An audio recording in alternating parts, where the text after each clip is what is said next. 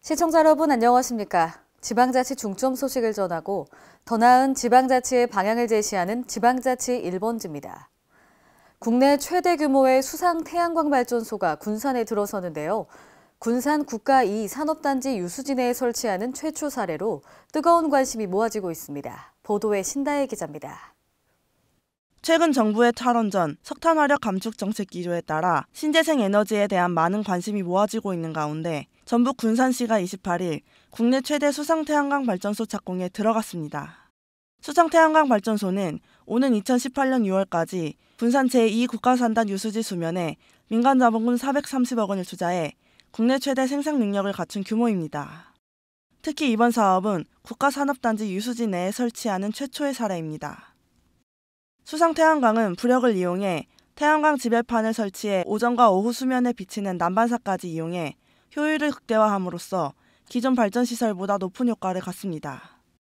시는 이번 사업을 통해 부진한을 겪고 있는 우리나라 태양광 발전에 획기적인 이정표가 될 것으로 기대하고 있습니다. 신재생 에너지 사업의 모범 사례로서 수상강 태양 산업의 활성화는 물론 에너지 전환이라는 국가 정책을 선도하는 큰 의미가 있다고 생각합니다.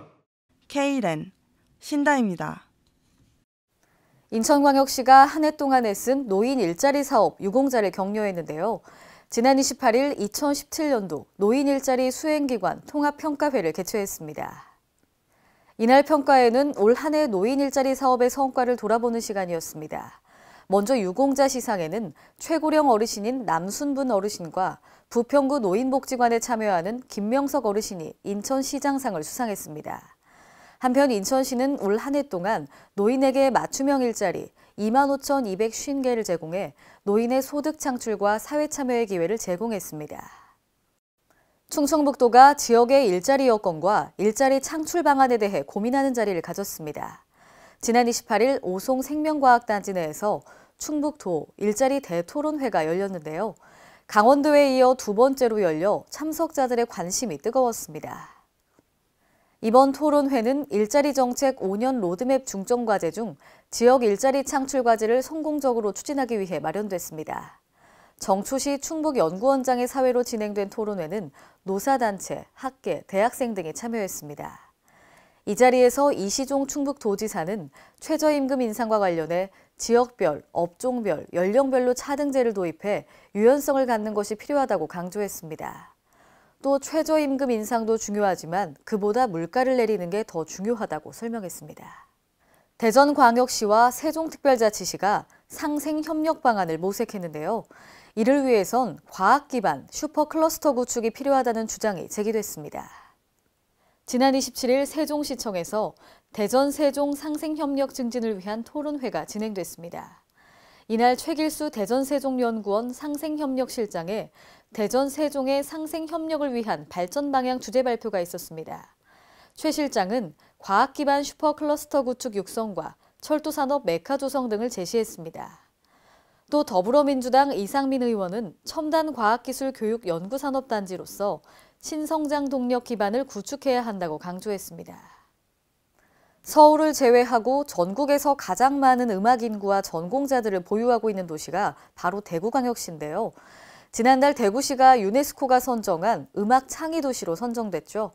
이에 지난 27일 대구 오페라 하우스에서 축하하는 음악회를 개최했습니다. 이날 행사에는 국제보상운동 기록물 세계기록유산 등재 및 음악 창의도시 네트워크 가입이 있기까지 서로의 노고를 격려했습니다. 이번 등재 결정으로 국제보상운동 기록물은 지역 최초의 세계기록유산으로 자긍심을 높이는 데 기여하게 됐습니다. 또 음악 창의도시 네트워크 가입 결정으로 공연문화도시 조성을 위한 노력을 인정받게 됐습니다.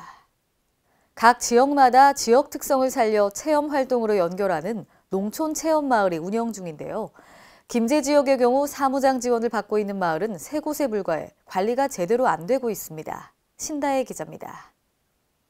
전북 김제시의 열악한 체험마을 사무장 활동비가 화두에 올랐습니다. 김제시의회 의원들은 27일 행정사무감사에서 농촌 체험마을 사무장 활동비 지원이 열악해 공석이 이어지고 있어 마을 관리가 제대로 되고 있지 않다고 지적했습니다. 김영자 의원은 사무장들이 하는 일들이 굉장히 많아 사무장이 없으면 체험마을이 제대로 운영이 되지 않는다고 강조했습니다.